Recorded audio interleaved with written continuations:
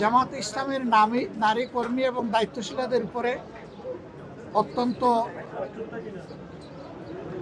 বেদনাদায়কভাবে বিএনপির লোকেরা হামলা চালায়।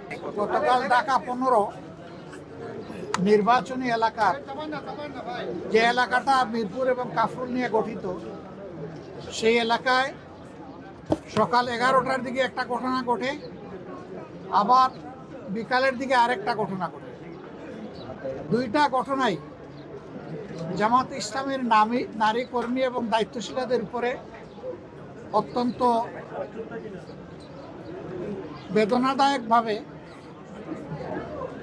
বিএনপির লোকেরা হামলা চালায় এবং তাদেরকে আবদ্ধ করেও রাখে। পরে আইন শৃঙ্খলা বাহিনী এবং আমাদের লোকদের উপস্থিতিতে তারা মুক্তি পান। এই জায়গাটায় তারা ক্ষান্ত হয়নি। তারা আমাদের নেতাকর্মীদের উপরে হামলা চালায় দেশীয় অস্ত্রশস্ত্র দিয়ে।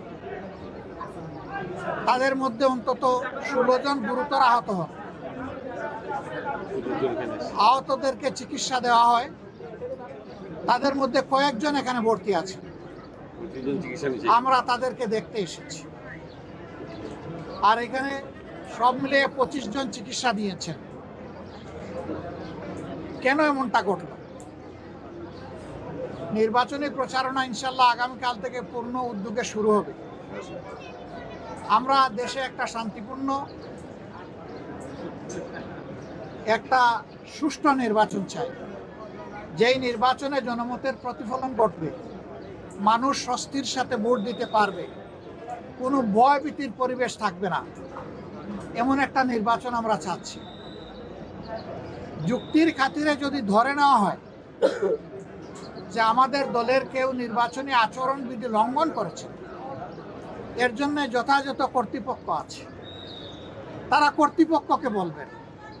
কর্তৃপক্ষ তাদের মতো করে উদ্যোগ নেবে এবং আমাদেরকে সেই ব্যাপারে সম্পৃক্ত করবে, আমাদের কাছে জানতে চাইবে।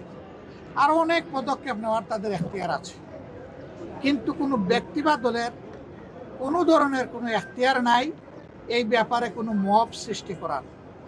আমরা এই নোংরা মবের নিন্দা জানাই এবং আমরা দেখতে চাই যে মব যেন এখানেই শেষ হয়। মনে রাখবেন, দুনিয়ার মানুষ এখন অনেক সচেতন। মব করে জনমত এখন প্রভাবিত করার দিন শেষ।